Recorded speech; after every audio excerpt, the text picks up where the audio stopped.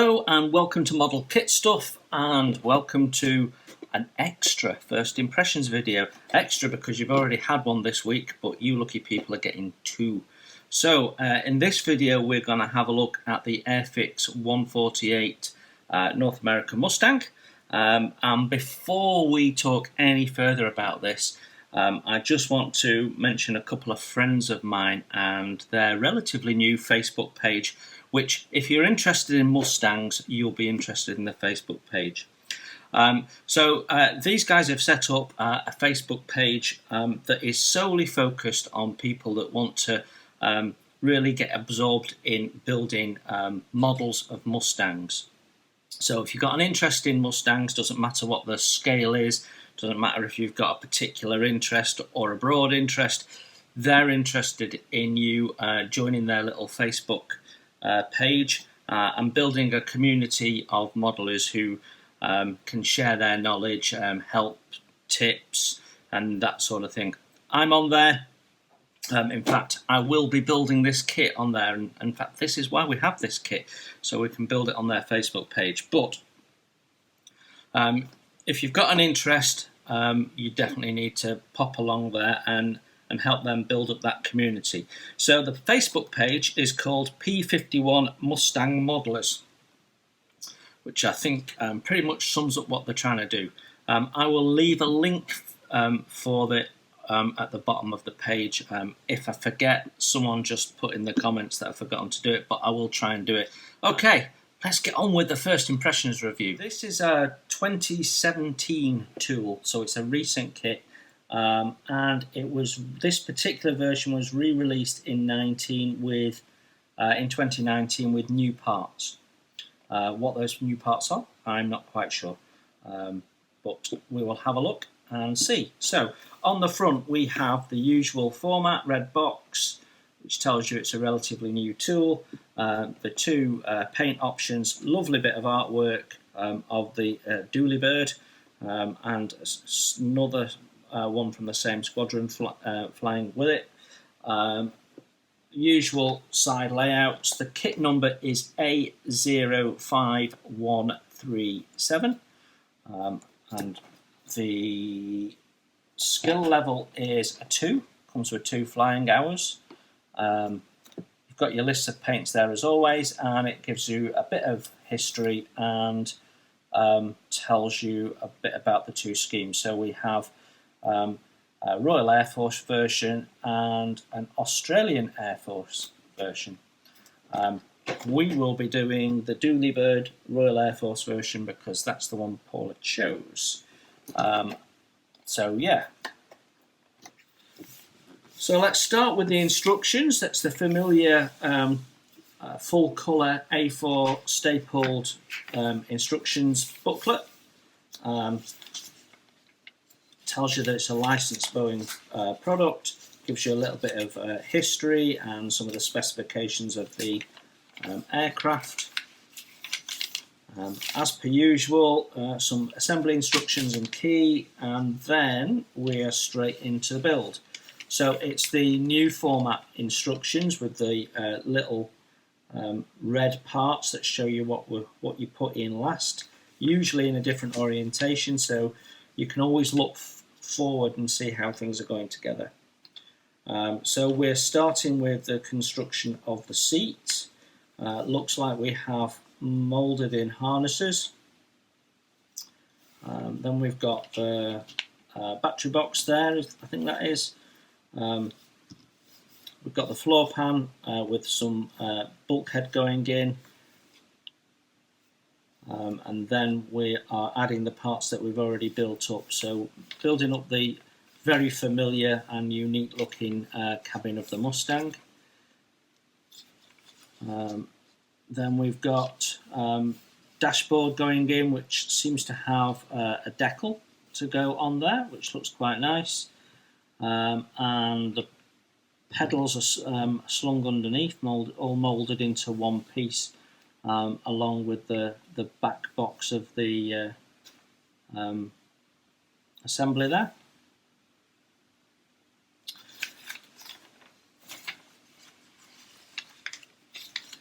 When we flip over, we are next building up the what looks like the air scoop, which is slung underneath.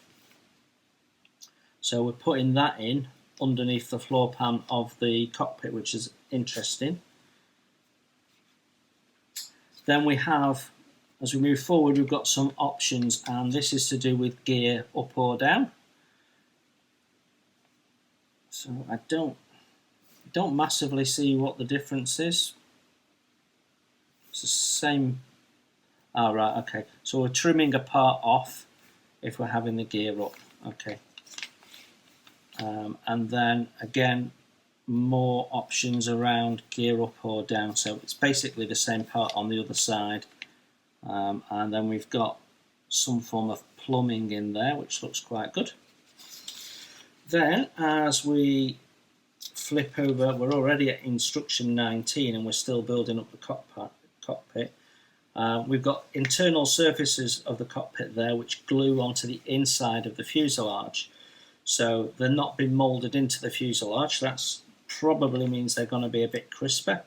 We've got some parts to go in and some decals there with manufacturing plates. So that's nice and interesting. Then we've got some hose, more decals. So this is going to look quite a nice little busy build-up of the interior here. And you can see much of this, so it does need it. Then we have half of the tail being put onto the half of the fuselage. Now how well that's going to mate up will be interesting, but it seems to have a mating position inside the fuselage as well as on top of the fuselage.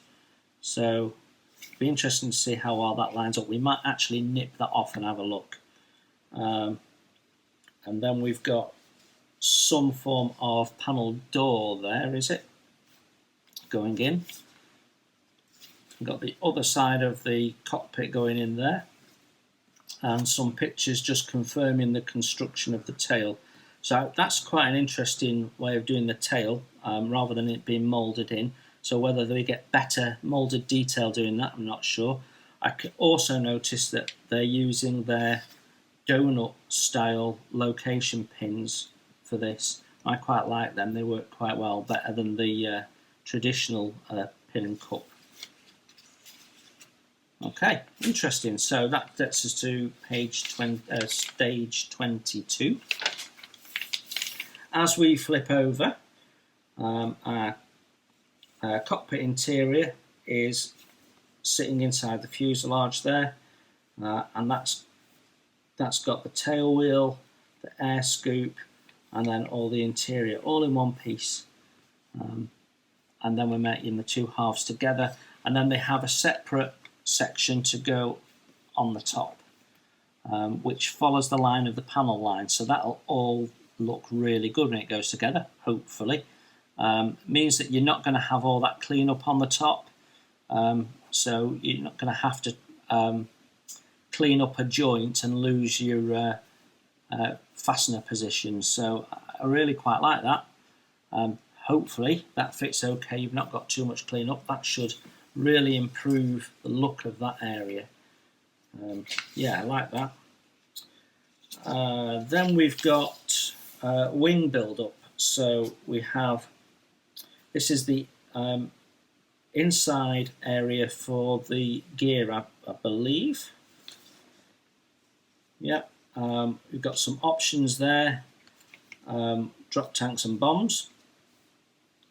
So yeah, B I think doesn't have the drop tank, or you can go for the drop tank instead of the bombs. So it looks like it's an option for B only. A is drop tank only, B you could go drop tank or bomb. Okay, that makes sense. So depending on what you're doing, you've got some holes to drill. So this would be the lower wing, and then we're slotting that into place. It's got a separate bulkhead, so we can see there's all sorts of little details on there, which should stand up well to a bit of paint and wash. Then we're putting the two upper wing surfaces on. We've got the glazed parts going in there on the wingtip, and it looks like we've got some cutouts there for tip lights as well. We've got separate section there for the wing cannons, so that's nice to see. Means that the moulding will be nice and crisp, I would hope.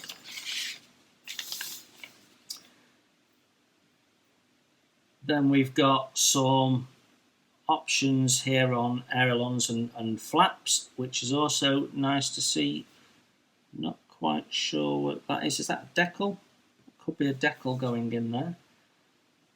So yeah, it's showing you. Right, okay. So the distance from that panel line to where your decal goes. So that decal needs to be 10mm away from that panel line. That's really good. So making sure that you get it spot on, and giving you the degrees so it doesn't. It makes it look realistic when you model it, that you know you've got the right degrees in there. So yeah, really quite like that. Then as we flip over to step 32, we are putting that wing in, and as you can see, it's sort of going up and tucking in behind the air scoop that's already in there. So that will be interesting. I mean, the usual way of building this is you put the wings in and then the air scoop goes on top, but this is probably going to reduce the amount of cleanup we've got, assuming everything fits nicely. But yeah, so that goes in and then meets up at the top. So there's no wing spars or anything like that in there, but you're using the air scoop just to hold it in at the back. So yeah, I quite like that. Then we have the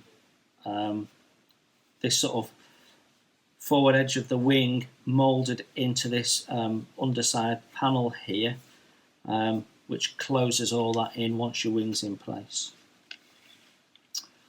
Then we're building up the propeller spinner.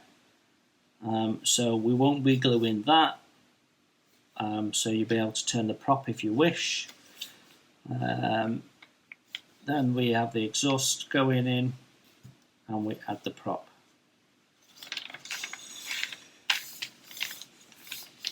So once the back end of your spinner is in, we've got a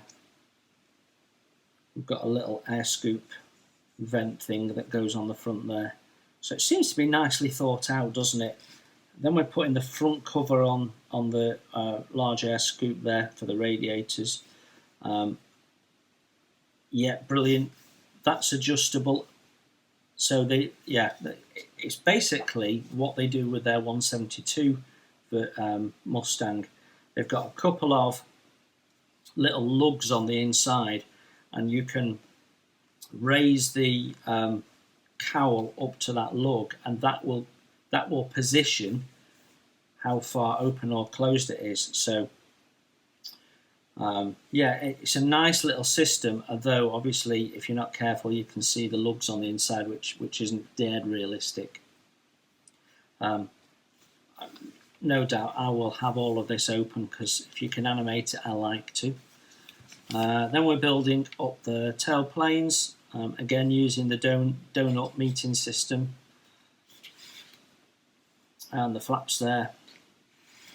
And then finally the tail, which looks like that will have some nice texturing on with some hope.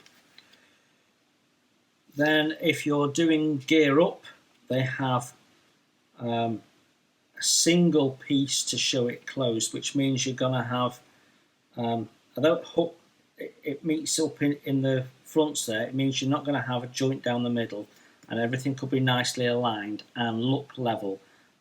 So yeah, should look nice. And also, if you want to put it on a stand, this is the point where you can drill a couple of holes through to show it flying on a stand. Which unfortunately means you're a bit limited here. You won't be able to put it on a stand if it's got its gear down, I don't think. No, you won't be able to. Yeah, so it's either not on a stand, gear down, or on a stand, gear up, but you can't Can't have gear down or opening and be on a stand. So that limits you a little bit. If you're doing gear up, then obviously you're going to have these in the downward position, and they're basically glued together to form a butterfly, put together and then go into place. So you can paint those separately and then just slot them in. So I like that a lot as well. And then we've got the hydraulics, I'm guessing, for it. Seems to be, I think that would be a clear part going in there, so some form of light. And then once we've got those in place, we actually go to building the wheels and the gear itself. So 2 parts, hubs already moulded in. Looks like we will have some decent tread pattern. Can't tell from this if it's weighted or not, but we'll have a look when we go in the kit. Yeah, that all looks nice, doesn't it? Hopefully all the spacings will be good, because on the 172 version of the Mustang, it can be a little bit tricky to get these parts on, and they can look a bit sprayed out. The wheels are a bit tricky, like the joystick that always snaps. Then we are adding the wheels, so that gets us to step 57, and then we're on ordnance and drop tanks. So yeah, so we're building up the cradles there for the bombs themselves. Looks like we've got, yeah, multiple parts here. So the tail fins are being built up separately, so they should look nice and realistic. Hopefully they won't be too oversized. Got a spinner for the front there. It shows them then being mounted onto the wings. Looks like you can use the same for the drop tank if that's the option you're going for. Then at step 64 we're building up the spinner and the propeller.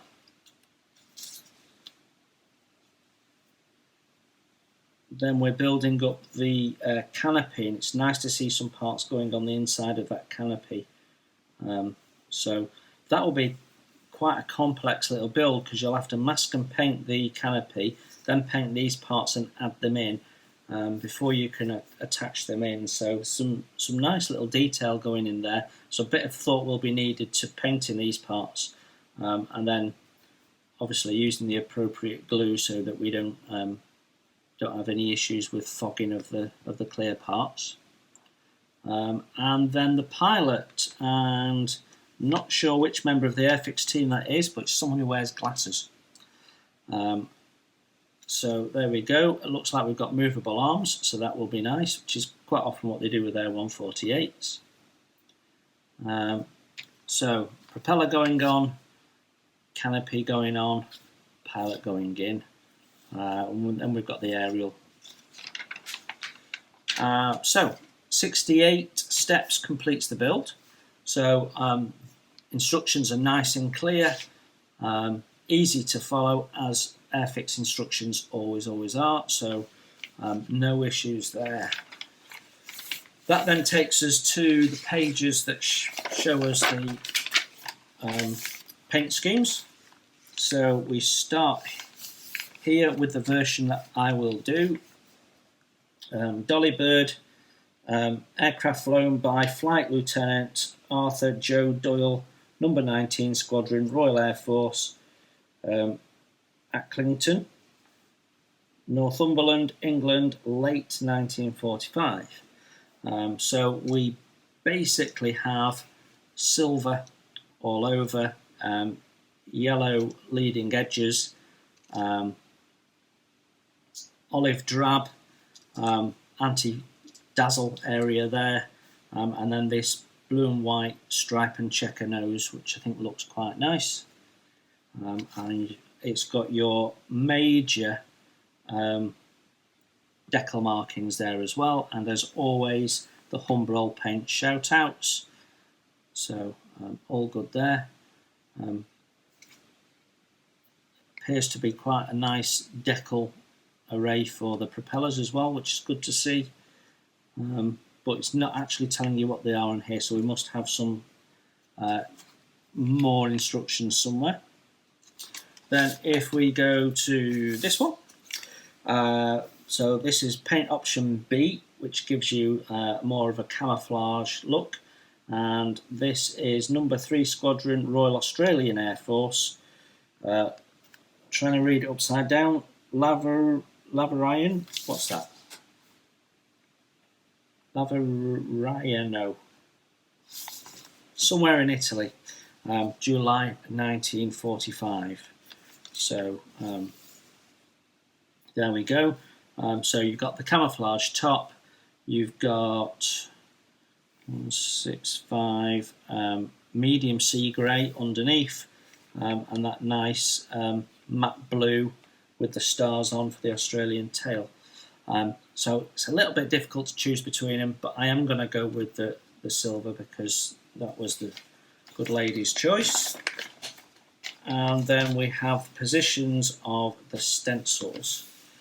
So lots and lots, plenty of stencils. If you like stencils like I do, you can fill your boots here. So I do really like how Airfix do these diagrams separately. It is nice and clear where everything goes. Because the line drawings are so good, you can see exactly where everything goes.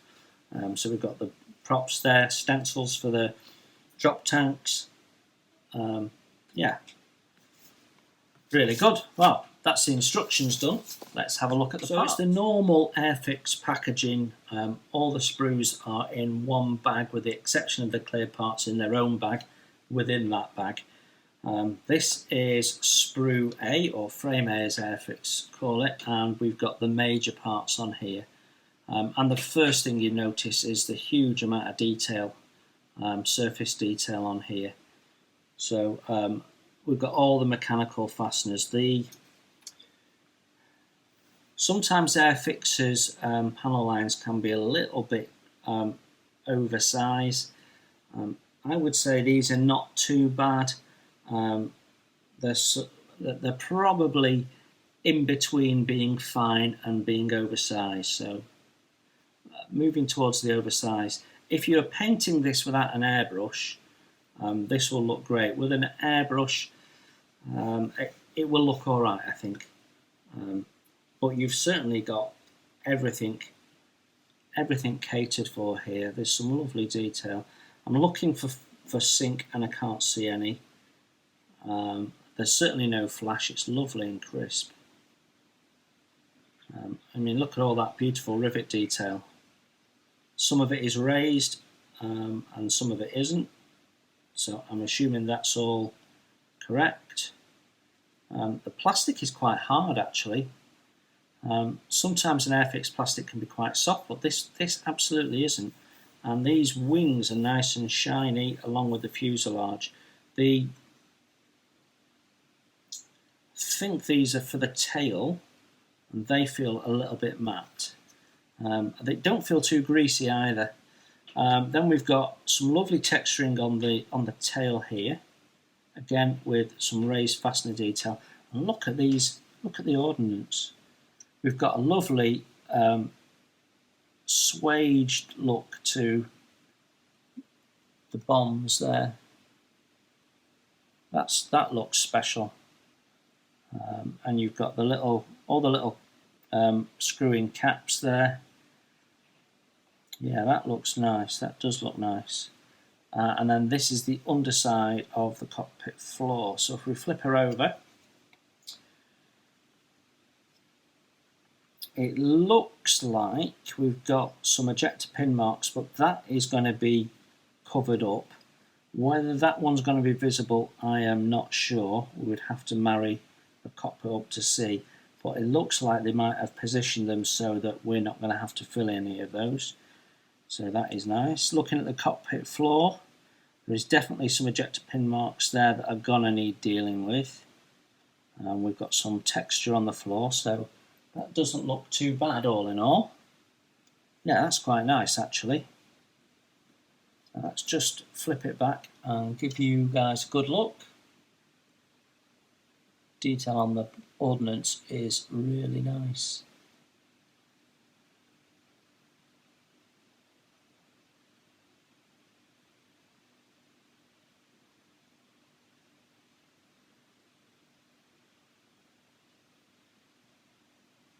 Very nice.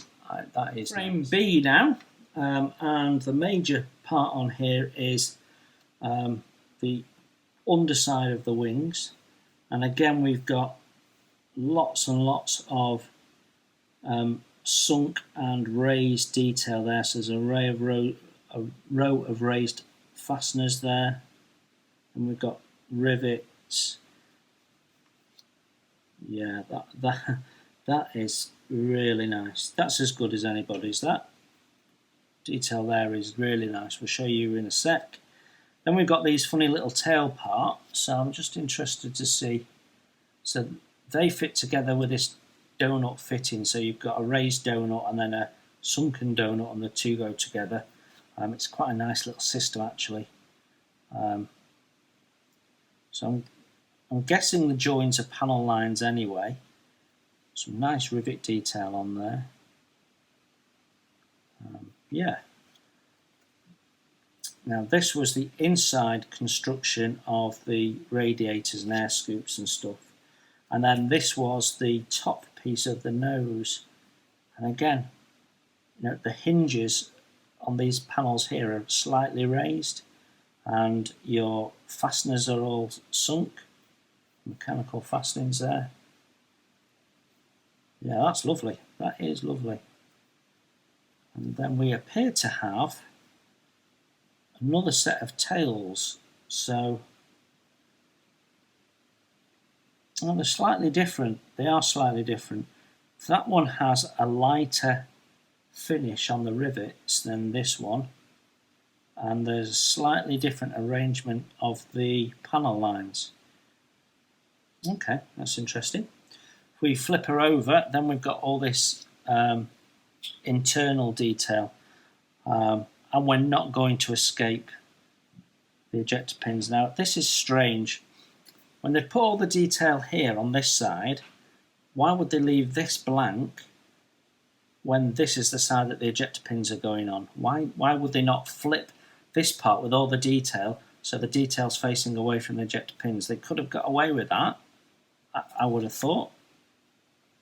No idea why they've done that. Seems very odd. But we are going to have some ejector pins to fill there. And again on these bits here, there's a little ejector pin mark in there. But the detail on these gear doors is absolutely stunning. Absolutely stunning. Look at that. Look at that. That is so busy. Paint that up, pick them out slightly different shades and a little bit of wash, and that will absolutely pop. That is beautiful. You can see there the little ejector pin marks.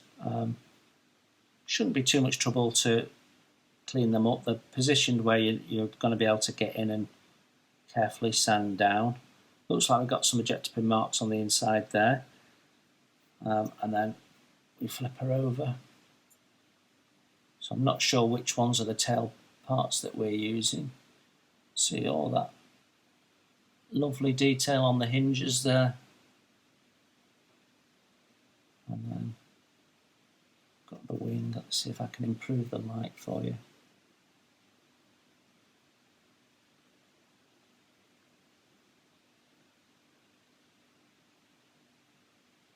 Very nice. Okay, this is Sprue C.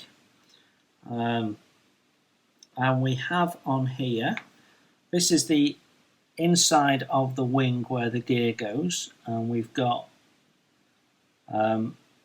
some of the stiffeners, and we've got some cabling and some bits and pieces already moulded in. Then that's the back wall of that, which has some items moulded in, which just gives it a bit of detail, but there are some very slight raised fasteners there. They are very slight, only just caught the light. But there is no cleanup on these. There's no ejector pins or flash or sink or anything. Really good. This is our gear up cover, and again that looks very nice indeed. No sink or anything. And then we've got single piece moulded flaps. and these little pegs here allow you to just click it in and it's positioned in the right place, and you can see you've got sort of up and down options. So that's something Airfix are doing more and more, and I like that there's quite a heavy seam on them on that edge that'll need a bit of clean up, but nothing difficult in that.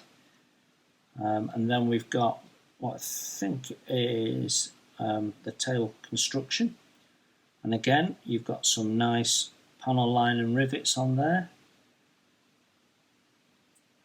Pilot detail looks good. It's a bit soft moulded, but actually the detail is lovely. The boots are nice.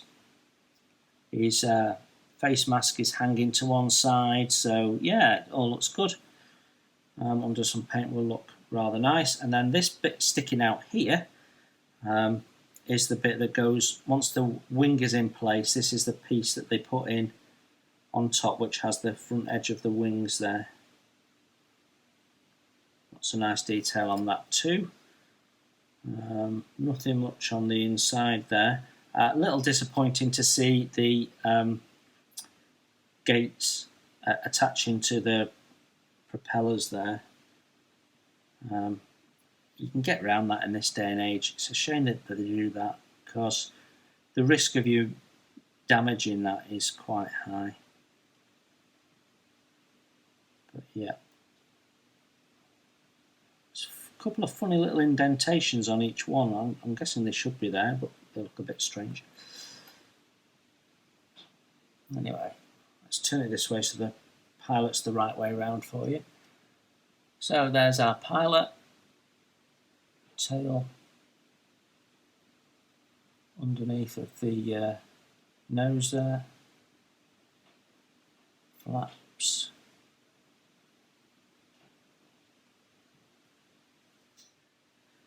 Okay, so frame D has all of the smaller parts on there. So let's have a look. We've got that's the back for the seat. Not quite sure what that is. We've got parts there for mounting the drop tanks. Got the landing gear.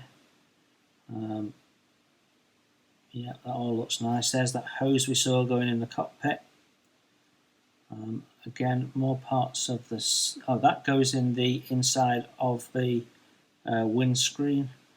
That's the bucket bottom of the seat there, and the frame that goes around it. Frame looks a little heavy actually. Then we've got, yeah, those are the bits that go on the landing gear, which have some very nice little panel lines there. Really nice those. Got an exquisite little radiator. And that is a very nice bit of moulding. I'll show you that in a sec, but that is a beautiful bit of moulding. Tail wheel, spinner. I think that's the spinner there. Got that's a little hand wheel that goes inside the cockpit. They go on. That goes on the gear. Not quite sure what they are. Some more cockpit details. I think that's the bulkhead in the cockpit as well. Then we've got the wing cannons. Now that also goes in the inside of the canopy, and it would be possible with care to drill those out, which would give you a real nice look actually. Then we've got two different types of vent which goes in the nose there, which we saw in the instructions. Then we've got the sections for building up the fins of the bombs, and yeah, they are a bit heavy, but might be able to do something with those to thin those out a little bit. Then you've got the joystick there, which is nicely done. They've not put the connection point halfway up the shaft, so you'll be able to remove that without breaking it, which would be nice. Then we've got the hydraulics for the landing gear doors. Battery. That's your door there that goes on the back of the air scoop. Radiators, they look gorgeous as well. Spinner, look at that. You're not even going to see that because the propeller goes across there and then the spinner goes on top, but they've put all the detail in, so if you want to see it part assembled, stripped down, that would be possible. That's really nice. And I have to say, these wheels and tyres look gorgeous as well. They do. The tread pattern on them is nice, although disappears a little bit.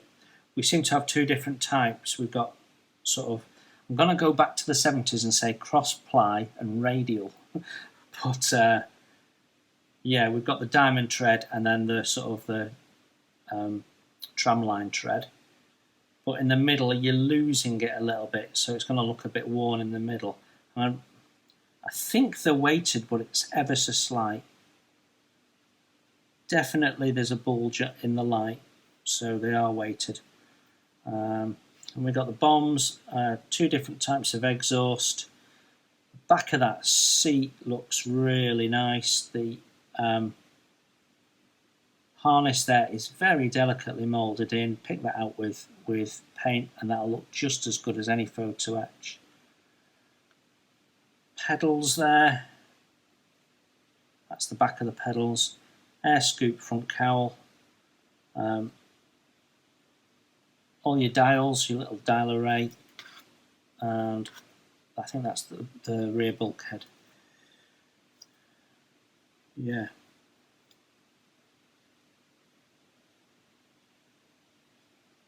So these parts look a little bit soft moulded, but everything else looks really quite nice. Just look at that seat in that. That is beautiful.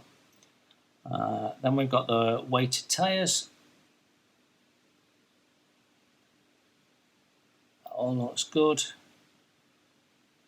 And look at that. The mesh on that is so fine. It's really nice. Right, frame J is a standalone propeller, and it wouldn't surprise me if this is the new parts and this has been chucked in, and we've got a different propeller for this version of the aircraft.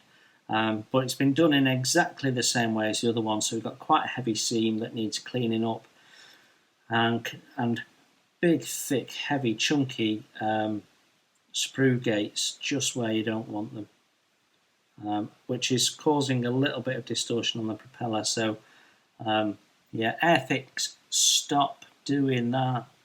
It's so annoying. You will need some care to clean that up, but it is doable. Okay, clear parts now, and we have we have the wing transparencies there, little lights. I'm not quite sure what that is. I don't remember seeing that in the instructions. What looks like the aim sight. And then we've got three separate glass pods, the little cowls there that slide back, and then the windscreen, which has a bit of the actual aircraft fuselage moulded on it, so nice and easy. And that is so clear. Those windscreens are absolutely beautiful. Very, very clear. The rest of the canopy top, though, the bit that slides back, I can tell you now, has a huge amount of distortion. Huge amount of distortion. Yeah. How bad that will look when it's slid back, I'm not sure. But it is very clear. So, look how clear that is. It's crystal. You can see the distortion there, though. Obviously quite difficult to mould that in plastic, but yeah, you can see the distortion on the mat there.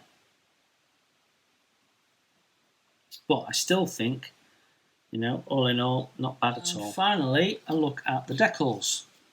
So we have Airfix's usual high quality decals. I think Airfix's decals are some of the best in the business. So the usual layout, you've got the common, and then you've got the two different versions. The check that goes around the nose cone is done as decals, so it'll be interesting to see how easy it is to put them online. Things that wrap around are always a little bit of a challenge, I find, getting them aligned. But they haven't provided the white stripe for the spinner, so you're going to have to battle through painting that on yourself. There is a lot of common decals. What is that, 2/3 of the decals, maybe more? And quite a small collection of decals there for the Australian version. So the stars for the tail and then just the markings. Obviously they share the roundels. I would say that some of these decals are quite closely spaced, and we could have done with a slightly bigger sheet and spacing them out, because it's difficult to get in there with your scissors and manoeuvre around some of those. But they are roughly in lines, so with the exception of the dashboard, if you take the dashboard out, you can cut in lines in strips, which makes it easier to get to. But yeah, a little bit cramped, but everything looks to have good register and not too much carrier film. I like them, but then I always like Airfix decals. So there you have it, the Airfix Mustang. What's my first impressions? I think it's a very nice kit, actually. There is some great level of detail in there. They've definitely made sure that anything that's seen has got some detail on it. I was impressed with some of the parts, others less so, so a little bit of a mixed bag. But when I say a bit of a mixed bag, I mean it's a mixed bag between really, really beautiful, well-moulded stuff and really good stuff. The plastic is nice and hard. The moulding is crisp. There's no sink. There is no flash. The heaviest seams are actually on the propeller, and I counted you could count on one hand how many ejector pin marks you had to fill. So that it looks like it will go together really well. Now, Airfix kits tooled in this period onwards have all been designed on CAD, so the fitting is usually quite tight, and in fact a layer or two of paint means that you struggle to get it together. So lots of dry fitting and test fitting will be required, but it looks really nice, and I'm fairly sure that under paint that is going to look something else. So I am looking forward to building this. It's a very nice kit. Now, I know one or two of you are probably going to say, yeah, but Tamiya does a better one, or so on and so forth. If you buy this direct from Airfix, it will cost you 25 quid. So for the price range, I think Airfix are presenting you with something that's outstanding, and if you take your time with it and put some effort into picking out the details, I think it'll look a cracking little kit and a nice little display piece. There you go. I hope that was helpful. Thank you very much for looking in. Take care, everyone, and I will see you soon.